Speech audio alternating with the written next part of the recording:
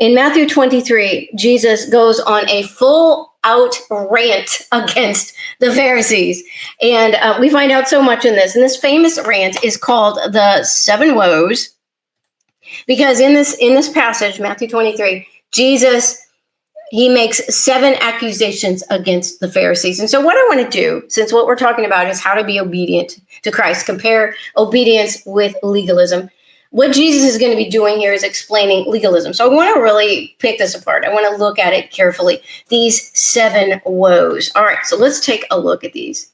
Okay, woe number 3. Okay, this one's kind of confusing at first, so stick with me. Woe to you blind guides who say, whoever swears by the temple, that is nothing. But whoever swears by the gold of the temple is obligated. You fools and blind men, which is more important, the gold or the temple that sanctified the gold? And you say, whoever swears by the altar, that is nothing.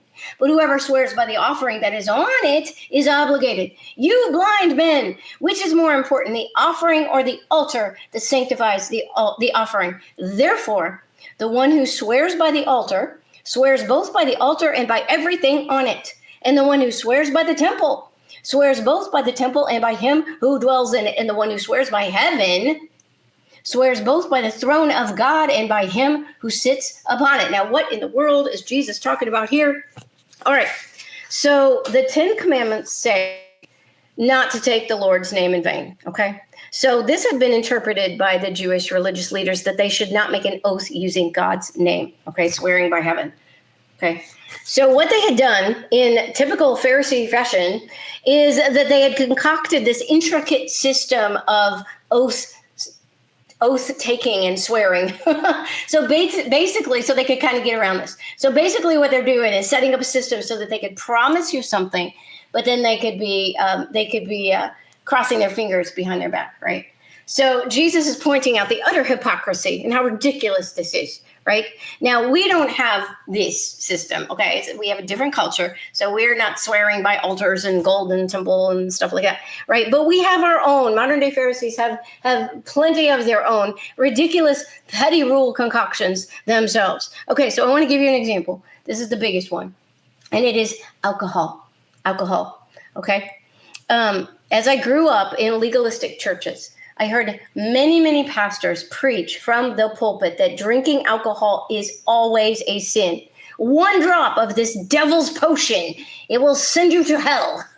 And that's what my mom believed as well. She would, drinking alcohol was like the biggest sin ever. If you just drink 1 drop, you are going straight to hell, you sinner, And even when I was a little kid, now I'm not saying that everybody's supposed to drink, okay? You need to be wise. You're not supposed to get drunk. That's not a good thing, okay? But to teach that drinking alcohol, even 1 drop of alcohol, is a sin, and I heard this many, many times. I've even heard it recently, okay?